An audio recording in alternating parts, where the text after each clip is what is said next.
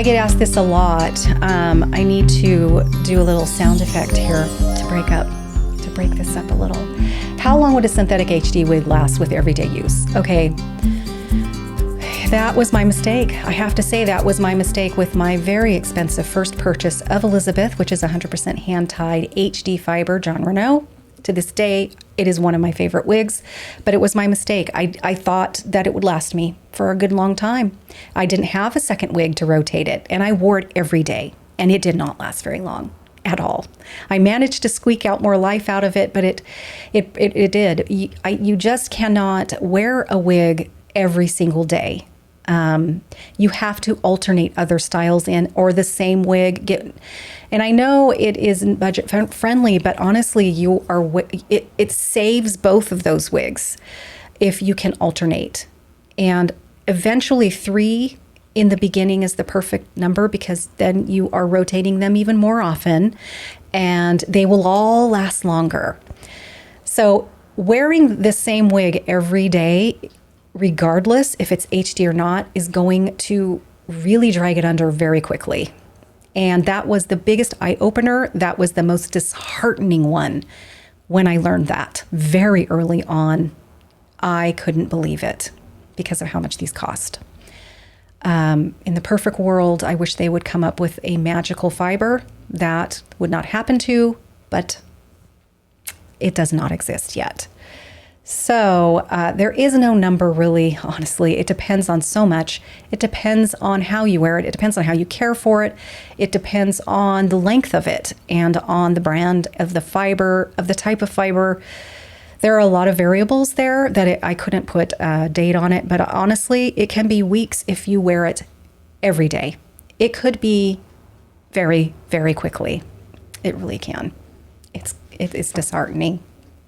I'm not even going to paint a rosy picture for you.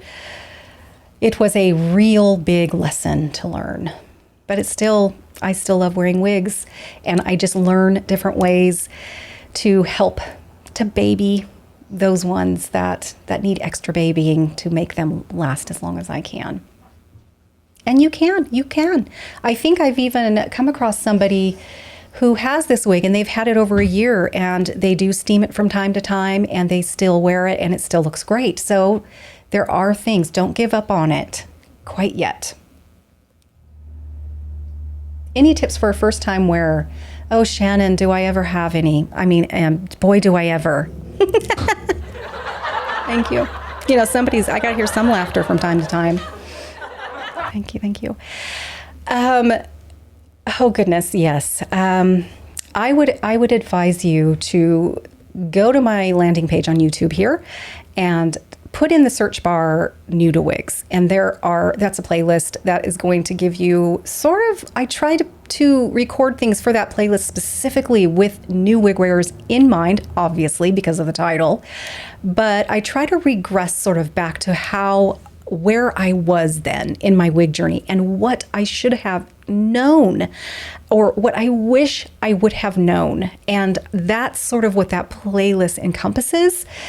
So I hope you will find that helpful. I would say don't get paralyzed with too much research. I find that more often than not, whereas I wish I would have done a little more in the beginning, but most of the time now I'm seeing many of you paralyzed with choosing that very first one because you're just gobbling it all up, which is great and you're learning a lot.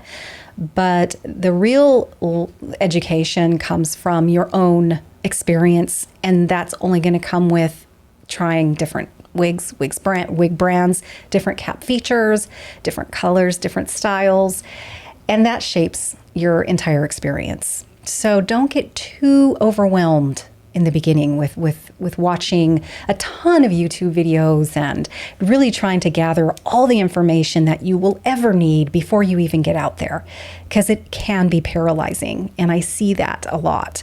So you just got to find one that excites you, whether it's because you're watching it on a wig review or something, whether it's the color that grabs you, or you're blown away by the fact that it's a wig and you get excited. That's the one that you need to try.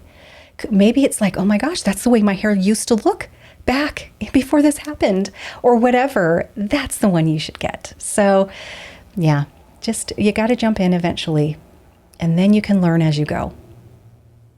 Oh my gosh. No kidding, Sherry. It really is. I'm going to put applause to that.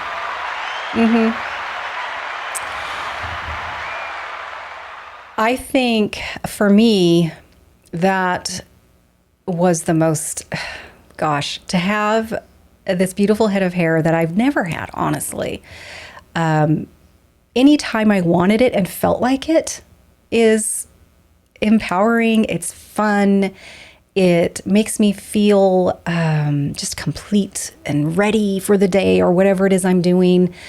You know, I love doing makeup, as you know, and I like to sit. It's almost like a ritual. I sit here and put my makeup on. I got my lights. Why not? I got all my makeup over here. I have a little tray I can pull close to me and put my laptop over here and watch my favorite YouTubers. And it's sort of a ritual, you know, and when I decide to wear makeup, which isn't every day, I try to make it just a relaxing, fun thing, and I'll have fun and experiment with different looks. And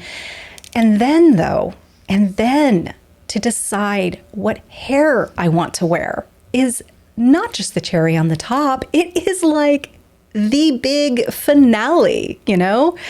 And wow, it is just so much fun. And I don't know. It's not like I am really shallow and think it's all about hair and makeup. It's just something that makes me feel good. And it makes the aging journey for me more enjoyable. And with all that aging brings us, my goodness, if we find something like that makes it a less of a bumpy ride, because it's not for the faint of heart, as you know, then by Lordy, that's what I'm going to do. And wigs really help me in that way. And I'm sure many of you can relate to that. I'll see you guys next Friday, 1 p.m. Pacific, 4 p.m. Eastern. Bye-bye.